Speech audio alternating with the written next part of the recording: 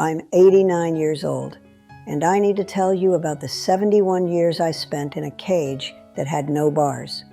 Just fear, just faith, just the belief that leaving would cost me everything I loved. My name is Ruth, and I grew up in a place most Americans don't know exists, a town called Colorado City on the Arizona-Utah border, where one man owned everything: the land, the houses, the businesses, the police, and the people, especially the people. I was born into the FLDS in 1935, the Fundamentalist Church of Latter-day Saints. And before you think I was brainwashed or stupid or weak, let me tell you something that took me 71 years to understand. A cage doesn't need bars. It only needs fear. I'm sitting right now in what used to be Warren Jeff's mansion, the man who ruled our town like a king, the man who had 80 wives, some as young as 12 years old, the man who told us he spoke directly to God, and we believed him. This mansion used to be his prison for those wives. Now it's a safe house, a place where people escaping the FLDS can come and rebuild their lives. And I run it. At 89 years old, I'm helping people leave the same prison I couldn't escape until I was 71. Let me tell you how I got here. Because this isn't just a story about a cult in Arizona. This is a story about how control doesn't look like control when you're born inside it, and how love can be the strongest cage of all. I was born in 1935 in a small FLDS community. Back then, we were just considered a strict branch of Mormonism. Polygamy was practiced, but it wasn't forced. Men had multiple wives, but the women seemed happy enough, or at least that's what I thought. I married my first husband when I was 16 years old, 1951. He was 43. The prophet at the time, Uncle Roy, told my father that God had revealed I was supposed to marry this man. And my father, good, faithful man that he was, said yes without asking me. I didn't have a choice, not really, because saying no to the prophet meant saying no to God. And saying no to God meant losing your family, your community, your eternal salvation, everything you'd ever known. So I said yes, and I became wife number 3 to a man I'd met twice. For the next 30 years, I had 9 children with that man. 9 children I loved more than anything in this world. And I watched as my daughters, one by one, were married off at 14, 15, 16 years old to men they didn't know. And I told myself it was God's will. I told myself this was how we achieved salvation. I told myself that the discomfort I felt, the wrongness of it all, that was just Satan trying to lead me astray. That's what they taught us. Any doubt you had wasn't your own wisdom. It was Satan. Any question you asked wasn't intelligence. It was rebellion. Any feeling that something was wrong wasn't intuition. It was sin. So I pushed it down. For decades, I pushed it down. My first husband died in 1985. I was 50 years old. And according to FLDS doctrine, I needed to be reassigned to another man. Because a woman without a husband couldn't get into heaven. The prophet at the time, Warren Jeffs, he assigned me to another man. Wife number 7. I was 50 years old, and I became wife number 7 to a man who already had 6 women and 32 children. But I was grateful, because in the FLDS, being chosen meant you were righteous. Being reassigned meant God still had a plan for you. I was grateful to be trapped. That's what I didn't understand then. In 2002, Warren Jeffs died, and his son Warren took over as prophet. I was 67 years old. I've been in the FLDS my entire life, and I thought I'd seen strict.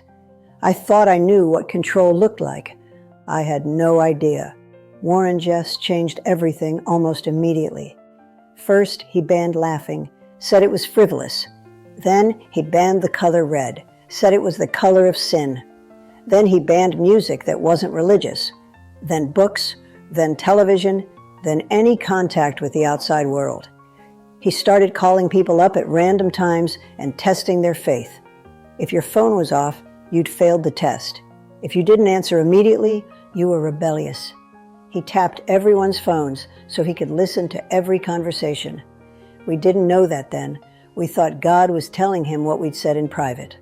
He'd stand at the pulpit during church and pause, just stop talking and bow his head, and we were told he was receiving revelation from God in that moment.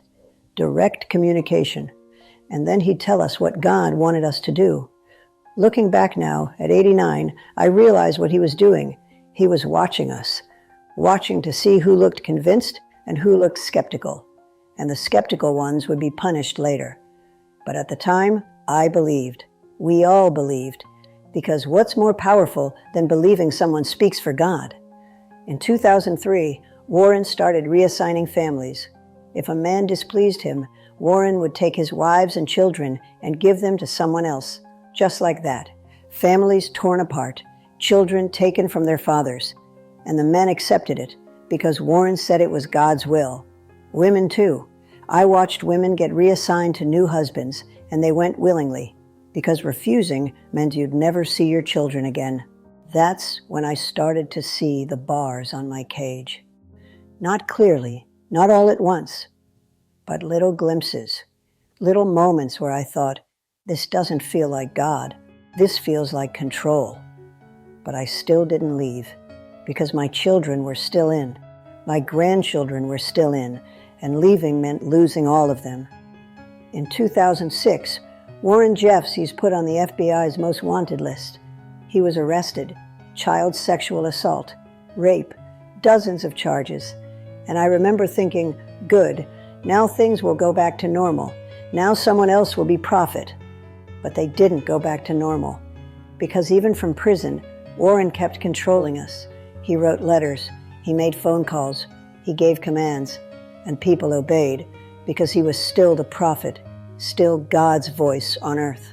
I was 71 years old in 2006. 71 years old, and I'd never made a decision for myself, never chosen where to live, or who to marry, or what to do with my day. Someone else had made every choice for me my entire life, and I probably would have stayed until I died, except for what happened with my granddaughter. She was 12 years old, Sarah. Beautiful little girl, smart, funny, full of life.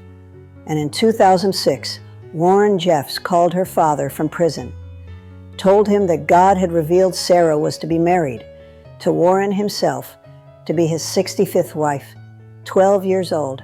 Her father said yes, because saying no to the prophet meant losing everything, his wives, his other children, his house, his salvation. Sarah's mother came to me crying. She was my daughter, and she was trapped. If she fought it, she'd lose custody of her other 6 children. If she let it happen, she'd be giving her 12-year-old to a man in prison for doing the same thing to other 12-year-olds. That was the moment.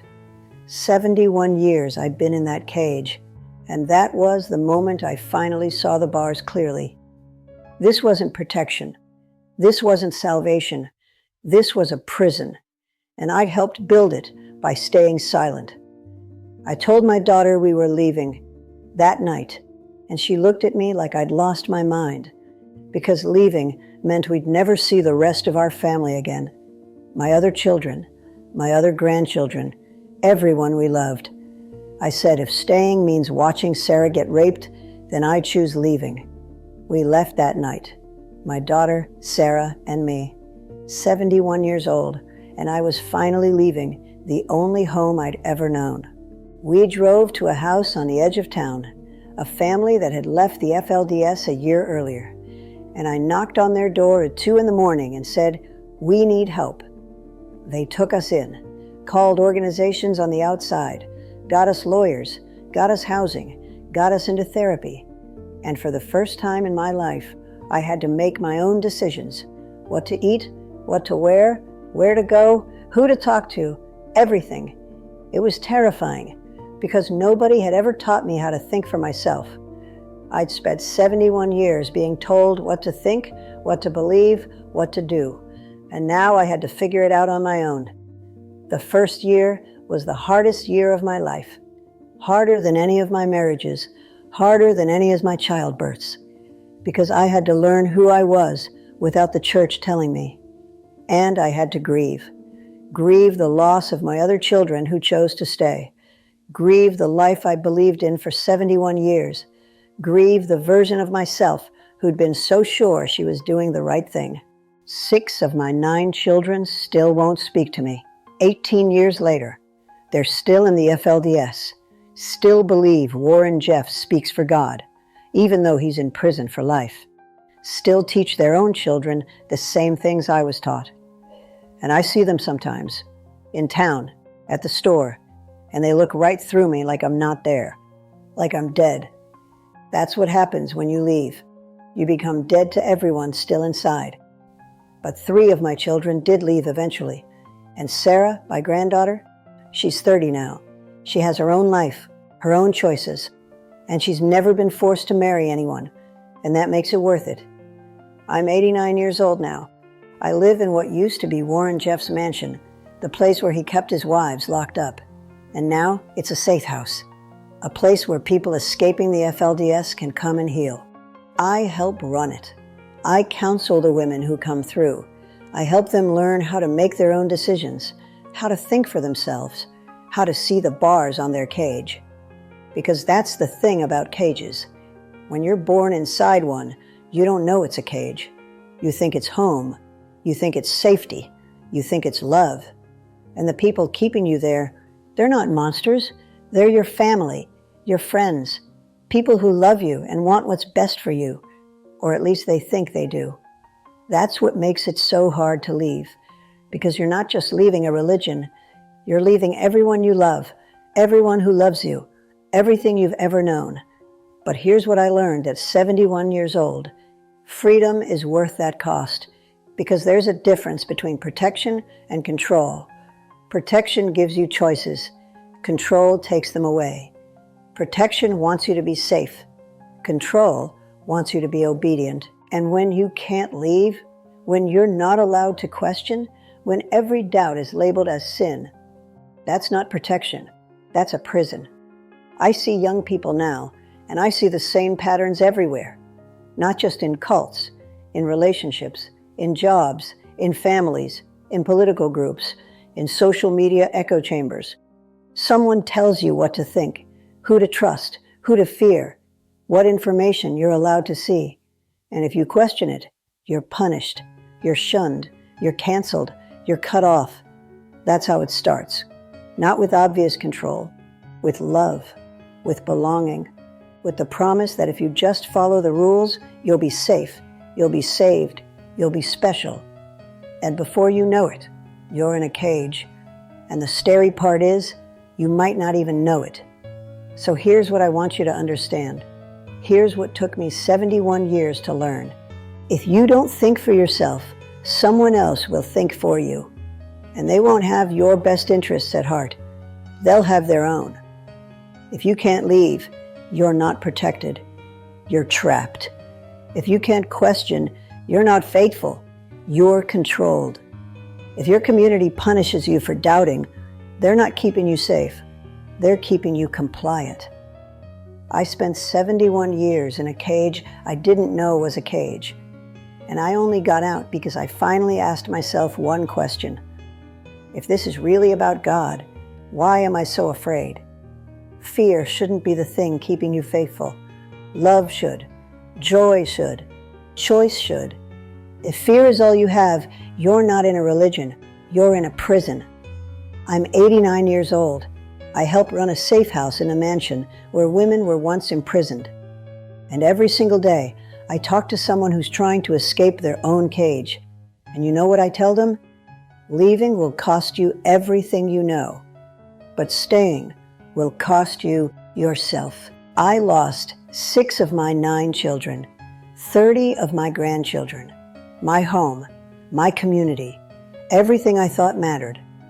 But I found something I didn't know existed, myself.